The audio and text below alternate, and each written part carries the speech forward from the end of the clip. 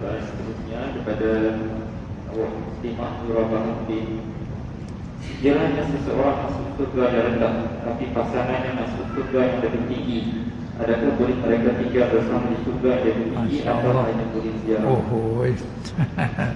Macam dia masuk surga tu. Oh iya. Oi, jadi satu orang panggil khayalan lah. Oh lah, macam mana abang masuk syurga di tempat yang tinggi, yang kitanya hanya dapat masuk syurga yang tempat terendah, katakanlah. Tapi sebenarnya tengok di atas dunia ni, kalau si suami itu buat bangunan rumah dia, takkan rumah kita juga. Hanya siapa Allah Ta'ala menisbahkan rumah suami ialah rumah isteri, walaupun kalau cakap dari segi milik suami khas. Masalah seorang lelaki belum ia kahwin, dia dah punya rumah, ada punya rumah, maka rumah itu adalah rumah seorang lelaki. Apabila dia berkahwin, maka dia ambillah isteri, letak di rumah dia, maka rumah itu ialah rumah dia. Bukan sebab berkahwin jadi rumah isteri, kata jalan kongsi. Tidak. Hak suami, hak isteri, dia panggil apa dia? Taqaddum. Rumah sebelum kahwin lagi. Ini milik masing-masing. Kemudian bila kita ambil isteri letak di rumah kita, maka Allah juga membahasakan rumah suami ialah rumah isteri. Tengok Allah Ta'ala kata nah, la tukhrijuhunna min buyutihinna wa la yakhrujna illa an ya'tina bi fahishah. Apa tu asal ayat tu dia bercakap tentang masalah cerai. Idza qad ya ayyuhan nabi idza talaqtumun nisaa fatalliquhunna li'iddatihinna wa ahsul 'iddah wattaqullah. Akhi, la tukhrijuhunna min buyutihinna. Di sini ulama menyatakan, tengok Allah Ta'ala mengidhafahkan, jangan kamu mengeluarkan isteri-isteri kamu itu dari rumah-rumah mereka, sedangkan rumah tu rumah suami. Apa ceritanya? Apabila diceraikan, diceraikan isteri, eddahnya mesti diedah ke tempat yang dicerai. Perempuan kena beredah di tempat yang dicerai jika sesuai rumah itu dengan keadaan perempuan, dengan syarat-syarat dalam bab cakap cerai, bab edah di sana.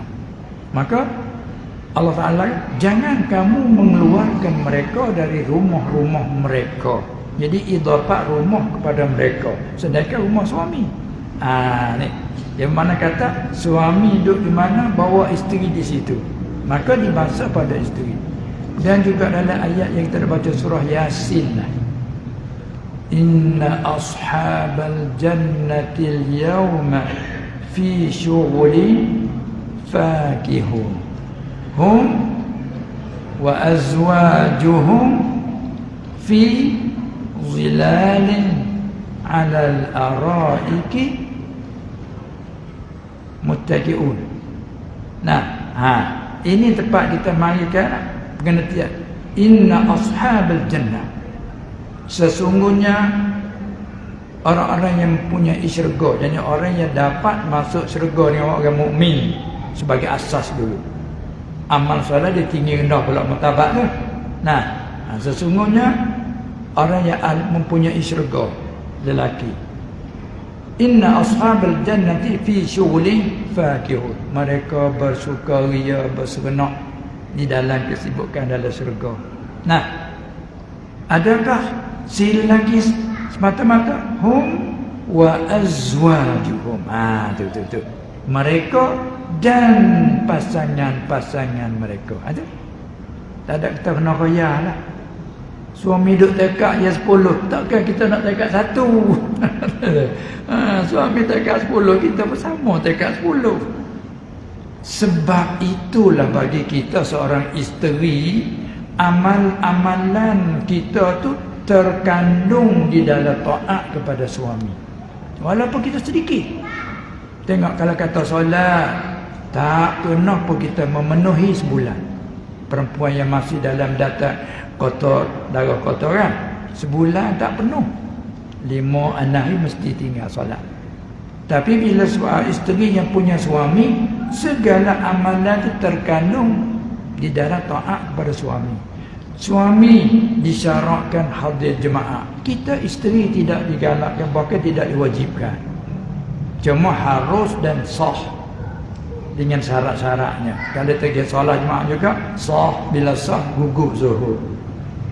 Dari perempuan itu. Tapi tidak diwajibkan. Maka suami pergi solat jemaah, kita tak hadir jemaah pun mengandungi kita taat padanya, amalan tu dapat pada kita isteri.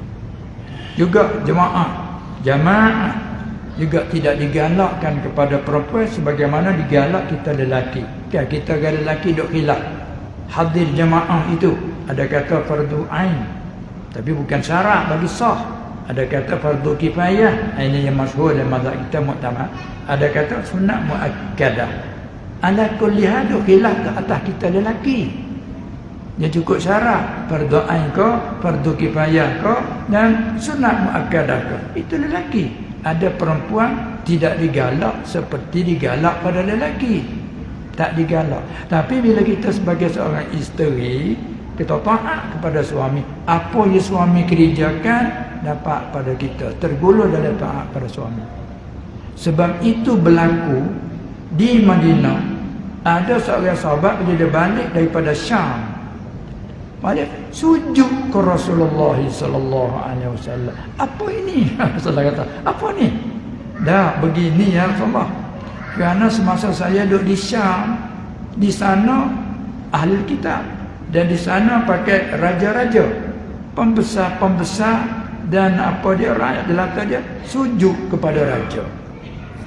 Ada sujud kepada raja. Setelah saya tengok mereka sujud pada saya, raja, saya mari teringat, oh, aku balik sujud pada Nabi, kan Nabi termulia sekali di sisi Allah. Tu asal bila balik sujud. Jangan. Sekiranya Nabi SAW, sekiranya kalau kita sesama makhluk boleh sujud antara satu sama lain, nascaya aku akan perintah perempuan selaku isteri sujud kepada suami. Kerana besar sangat hak suami atas isteri. Tengok. Tapi hukum tak diboleh, tak dibenarkan sujud sesama makhluk kecuali dipaksa. Kan? Sekiranya kalau dibolehkan, diizinkan sujud sesama makhluk, nascaya aku perintahkan isteri sujud kepada suami. Ayat besarnya. Amalan tidak digalakkan banyak kepada perempuan itu, tapi dia tergolong dalam taat kepada. Hingga sampai ada pula amalan isteri digantungkan terhati atas taat kepada suami. Kalau derhaka, amalannya tergantung. Tergantung ni faham tergantung kan? Duk tergantung langit tak sampai. Bumi pun tidak, duk tergantung. Terhati atas taat kepada suami. Maknanya tergantung daripada diterimakan amalan. Amalan dah sah, kalau tak sah tak jadi mula lagi. Amalan dah sah, cukup rukun dan syarat, tapi ada kaitan dengan taat kepada suami. Bila tak taat kepada suami, digantungkan. Digantungkan. Bila taat pada suami, dikabul. Oleh jadi demikian, bila suami itu masuk syurga, isteri juga akan bersama. Ada khoyal kita doa untuk macam mana. Tak seperti dunia kadang-kadang ni tak atas ni dah bawah ni. Ada tu inna ashabal jannati al-yawma fi shughulin fakihun hum wa azwajuhum fi zilalin 'ala al-araiki muttaqiuna. Ada setengah qiraat 'ala al-araiki muttaqun fi zilali fi zululi. Ada setengah kira macam gitu. Baik.